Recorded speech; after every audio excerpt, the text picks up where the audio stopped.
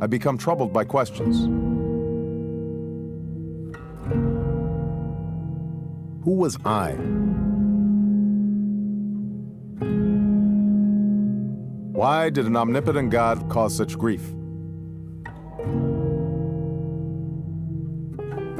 Whatever the reason, the tortoise of Hindu legend that floated in space smiled, brim hat cocked back on his head, and offered his unvarnished assessment.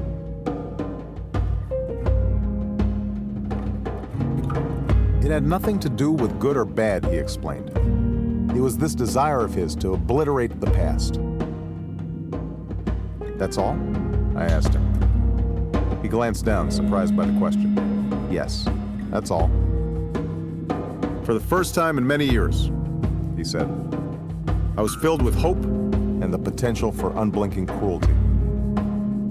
Gosh, I felt like such an adult, he said.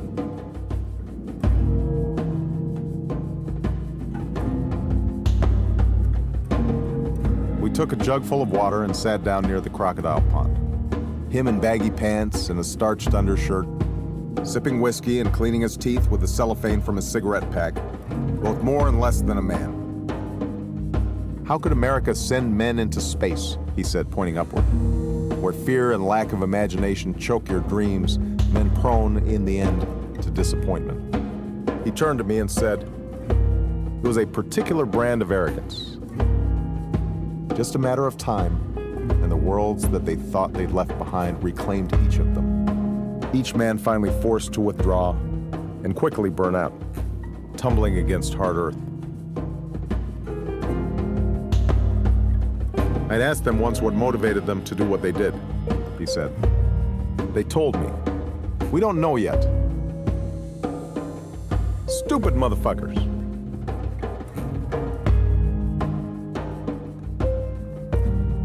We fell silent, and I watched him out of the corner of my eye.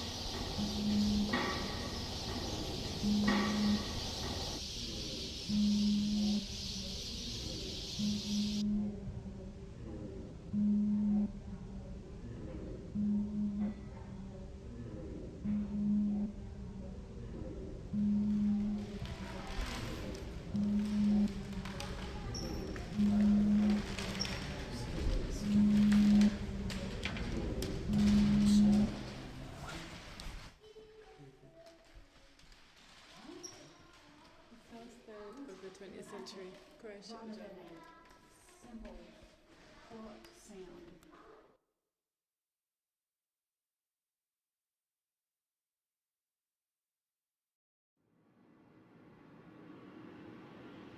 This window is ours. He knew she was there, just beyond his diminished line of sight. No more than the obligatory did he dare peer beyond the pain. Carotid humidity afforded no respite. Locked into place, yards away, a three-hinged savior. The security of a finger grip was not a realistic goal for swatting arms. The knob may as well have been halfway across the world. Her curse, that of immediate friction, haunted his susceptible joints. Stagnant and indecisive, this was no choice in his bedroom, her lair. Bound, forced to stare petulantly into reflective obsidian stratosphere, praying to make sense of the grain of the night. The overlook of a desolate yard was no longer a luxury in these unkempt times. My name, he made out. He had deciphered the wind. His name, he recognized. Clouded, muffled, but undoubtedly there. Just the same as that of a sleepless mirage. The same a child experiences on the third consecutive night without regard for self-restraint. It came from within an unforgiving paranoia. It came from outside. It came from her. No longer did our hero harness dexterity. The contextual agility he needed to flee his predator escaped his muted exertion. His shrunken, clunky gallops led him to idle lost. No handle endured where one always had. Another prank sponsored by darkness. Gushes of pawing failed to rebuke this cruel gag. The exit removed.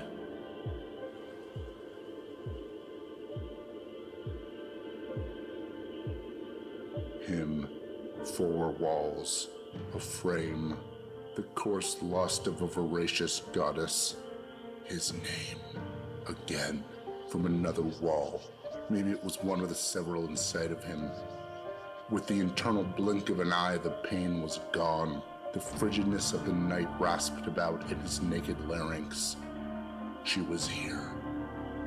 It was no memory of another life, no delusion of an exhausted mind. She was here, fondling his interior. The siren had come to roost. The twist around bones was familiar footwork. She slithered the tango of deceit on the hardwood of her victim's innards.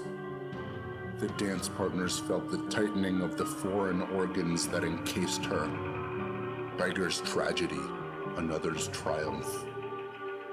The melding of bodies was a rewarding sensation for she. A bridge from an old life to a budding one. The fountain of youth. If only Cortez looked inside of his men.